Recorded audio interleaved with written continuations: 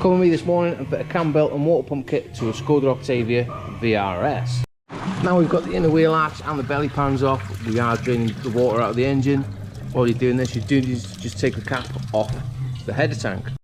Now we're back down to working out, we do need to remove various components to gain access to the timing belt cover. So let's get them all removed.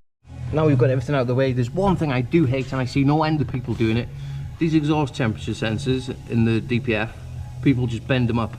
Get yourself a crow's foot and take them out. Now we need to remove the engine mount, and to do that you need to put a jack underneath the engine with a block of wood, 13, 16 and 18, and it'll just lift off.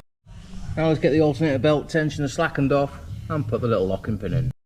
Now we need to come down to the crank pulley, remove the 4 M10s, and that will allow us access to get to the T30s, removing the plastic cowling of the timing belt. Now we're at the most important part of doing any timing belt job, and that is timing the engine up with the correct pins before you remove the belt.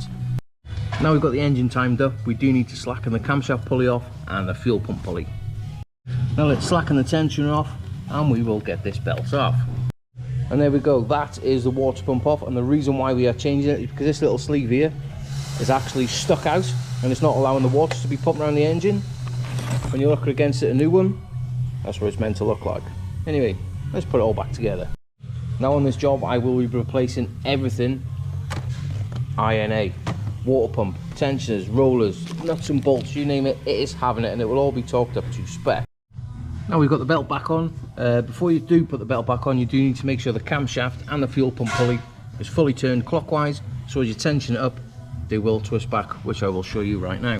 Now I don't know whether you're going to see it, but you need to get your 6mm Allen key, turn it again clockwise, and you might see the pulleys turning. You see it there? Well, that is enough just to get it tensioned up spot on. Now that is the timing belt tensioned up correctly, the pointer is absolutely dreamy. Let's get the fuel pump pulley tightened up to 95 Newton meters, the camshaft up to 95, and then we've got 9 Newton meters on that little bolt there. Let's get it built back up. I'm not going to bore you, but I'll show you when it's done. And there we go, that is all built back up as it should be. Now while I'm putting the under trays on, I will put my vacuum refill kit on it, just to check for leaks. This shouldn't be. Anyway, when I've finished underneath, we'll come and put some water in it. Now it's held the vacuum for a good 10-20 minutes. Let's release it and get some coolant in there. And there we go.